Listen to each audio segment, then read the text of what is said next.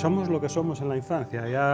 Ya acuérdome cuando me contó el Moreno allí en la Campa Tretu, allí donde entre la Viana y la Cerezal, la anécdota aquella de cuando ya eres guaje que hiciste la primera pintada en los años 60 allí de UHP, en una vagoneta allí que te...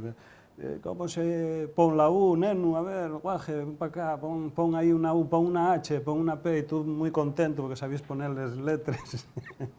Yo allí... y ahí hiciste la primera, entonces estás volviendo siempre, estamos siempre volviendo todos, yo creo que todos volvemos a la infancia. Tú y yo conocémonos de va muchos años y llevamos 40 años de transición a no se sabe dónde. ¿Y por qué esa transición no se plasmó? ¿Por qué no hay sostenibilidad en el campo? Porque yo creo que ahí lo que hicieron fue, con la modernidad, tratar de cargarse el medio rural, ¿no? Yo creo que el medio rural lleva una riqueza impresionante que tenemos en Asturias. En Asturias nosotros siempre decimos que es paraíso natural, pero va a transformarse en paraíso matorral. Y aquí la riqueza ya la pradería o el bosque, ¿no? Y tenemos los bosques enfermos y tenemos las praderías atacadas por el tema de la política agraria común, en tanto el sector lácteo como cárnico. Y entonces ahí hay que entender que para fijar población en el medio rural tiene que tener actividad económica. Y la actividad económica en el medio rural no hay arcelor, son los vaques, son los paisanos y el paisaje y la riqueza del paisaje. Y la riqueza del paisaje, pues, y un sector forestal en el que hay que meter mucho dinero. Tú sabes bien, ¿no?, que en nuestra zona el castaño está enfermo, está podre, y lógicamente ahí hay que empezar a tomar medidas para ir recuperando hectáreas a hectáreas, ¿no? Tenemos 400.000 hectáreas, que son muchos campos, hoy son 400.000 campos de fútbol, que son perfectamente recuperables y que no pueden seguirse siendo matorral y se necesita y tal. Ahí yo creo que hay que priorizarlo. La modernidad, tú ponías el ejemplo de Suiza, la modernidad y eso, la modernidad y que la gente pueda vivir en su territorio, con una cierta calidad y tenga capacidad económica de generar recursos del territorio para que puedas vivir allí. Si no hubiéramos marchado, tú no marchaste allí, pero yo no hubiera marchado tampoco, ¿no? Ya, y ya que además es fundamental quedar en el sitio para un asunto que me preocupa a mí mucho. Como sabes, a mí preocupa mucho la lengua asturiana. O sea, yo estoy convencido de que la lengua asturiana piérdese a pasos, vamos, agigantados, por culpa precisamente del éxodo rural. Eso por un lado, pero otro ya también las medidas que hay que tomar. Una medida tan muy clara y es la oficialidad, eso está claro. O sea, sin oficialidad no hay ninguna cosa, o sea, no hay lo otro. ¿Tú cómo crees que podemos convencer, ya no te digo a todos los grupos políticos, ya no es solo el vuestro, todos los grupos políticos que se pongan de acuerdo en algo que tiene que ser transversal? Sí, mira, ahí hay una cuestión que estás planteando. Como decíamos antes, para que la gente quede viviendo en los territorios tiene que tener actividad económica, si no va a marchar. Y con ello pierdes una forma de vivir, un mundo, ¿no? Estamos prácticamente al centenario de lo de Palacio Valdés, de la aldea perdida, ¿no? Entonces, más o menos estamos en las mismas circunstancias, perdiendo un modo de vivir. Pero con respecto a lo que planteas el asturiano, nosotros somos claramente partidarios de la oficialidad, pero también vemos la situación real que hay en Asturias, ¿no?, para poder conseguir eso. Yo creo que hay que planteársela dentro de lo que es una reforma, no solamente del estatuto, sino como un punto específico de ello, ¿no? Ahí hay otra de las cuestiones que planteas de poner cosas en común, ¿no? Yo creo que aquí en Asturias, si vamos a plantearlo, bueno, nosotros vamos a plantear al resto de los grupos políticos el tener una posición común, porque si no vamos andando para atrás como el cangrejo, ¿no? Una posición común en determinados temas de Asturias, y además incluso crear un grupo interparlamentario en Asturias, es decir, que en eso que estamos de acuerdo, los diputados que salgan de Asturias representen esa postura. ¿Y cuál es, no? Las infraestructuras que tenemos hay que defenderles. ¿Por qué vamos a defender una cuestión aquí y otra cuando pase en el Pajares, que parece que da un aire, ¿no? Lo que es la financiación autonómica, que para nosotros es importante, todas las cuestiones de políticas industriales, el sector energético que afecta a nuestras industrias y luego todo el tema de la PAC. Yo estoy convencido que con el Tratado Internacional de Libre Comercio y con las políticas de la PAC no hay supervivencia para el campo asturiano, pero nosotros tenemos que empeñarnos en dar vuelta al calcetín, ¿no?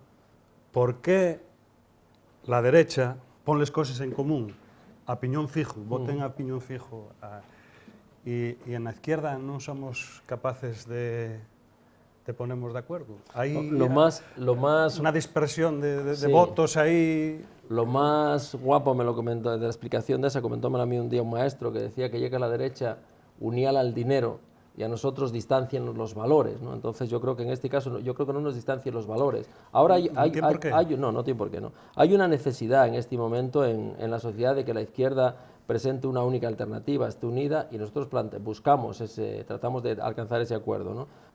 Hay que plantear un programa nítidamente de izquierdas. Tenemos que ponernos de acuerdo en 4 o 5 cosas esenciales. Y las 4 o 5 cosas esenciales, la primera, la más importante, es que en cada domicilio entre un salario, como sea público, sea privado o sea del apoyo social. Pero no puede haber salarios, no puede haber domicilios en este momento que no entre un salario.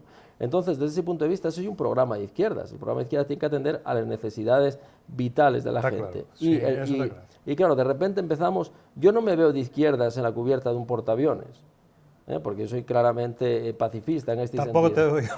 Claro, entonces quiero decir que desde el punto de vista hay que tratar de mejorar las condiciones, y ese es el programa común de la izquierda, y un programa que luchase contra la austeridad. No se consiguió en estas elecciones, pero sigue siendo necesario antes del 21 y después del 21. Esta legislatura pasada de Rajoy para la enseñanza fue de vértigo.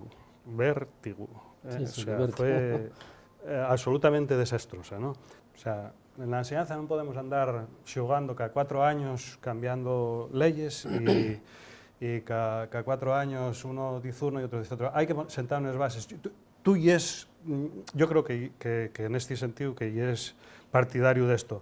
¿Qué bases hay que sentar? ¿Qué te parece? Es decir, tiene que haber estos 4 puntos, 5, 2, 3, inamovibles, que los asuma tú Dios, o sea, todo el mundo.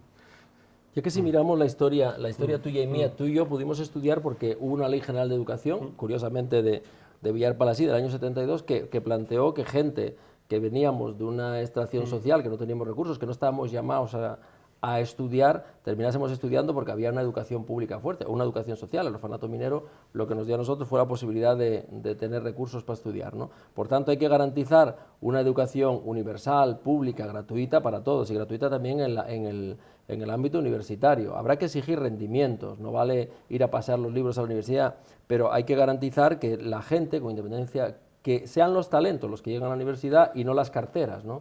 Desde ese punto de vista está claro. Yo soy partidario además que esa educación sea laica. Gratuito. Universal, laico.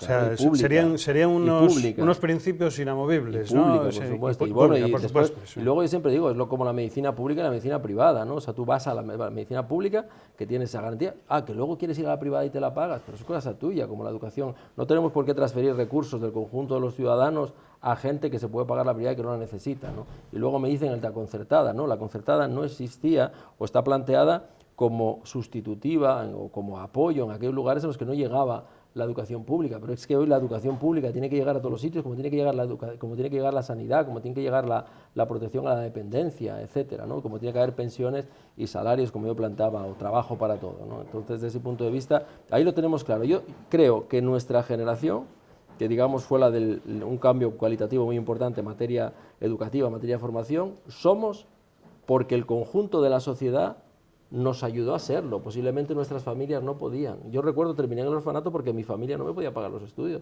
Y tú igual, ¿no? Lo mismo. Sí, claro. Sí. Nadie que venga como nosotros de una cuenca minera con las nuestras vivencias puede estar en la derecha. Mira, Miguel, voy a decirte una cuestión. Hablabas antes de la unidad y eso me lleva a aquella época de cuando yo era crío, ¿no? Sí, las familias sí, de la izquierda, sí. y hablo de la izquierda, que en un momento eran comunistas y socialistas, Sí, la mayoría comunistas, había una perfecta unión y solidaridad de familia, de Sí, apoyarse sí, cuando sí, unos estaban presos y tal, ¿no? Sí, sí. Y mira, una de las cuestiones que me hizo a mí saltar, porque había estado el fin de semana hablando con un socialista, que el pobre estaba desesperado, fue cuando se detectó el caso de corrupción de Villa, ¿no? Entonces, cuando hablan del Partido Socialista como el partido de Villa, que lo es el partido de Villa, pero detrás de ello ponen a los militantes socialistas. Yo conozco muchos militantes socialistas, la mayoría de los militantes socialistas que yo conozco de mi pueblo, donde yo nací y del tuyo, son gente que están... es un insulto para ellos, para su trayectoria, porque son gente, muchos de ellos, que comparten nuestros valores, no los valores de lo que hizo José Ángel Fernández Villa, con independencia de que pasaron toda su vida coincidiendo políticamente con él, porque ellos se identifican con esos valores, ¿no? Pero para mí nunca utilizaré yo esa frase despectiva que utilizan otros, como el partido de Villa, ¿no? Igual podemos estar aquí hasta el estrés, pero Lo que pasa es que nos vemos últimamente, yo nada más que lo veo para estas cosas. Entonces tenemos que vernos para otras.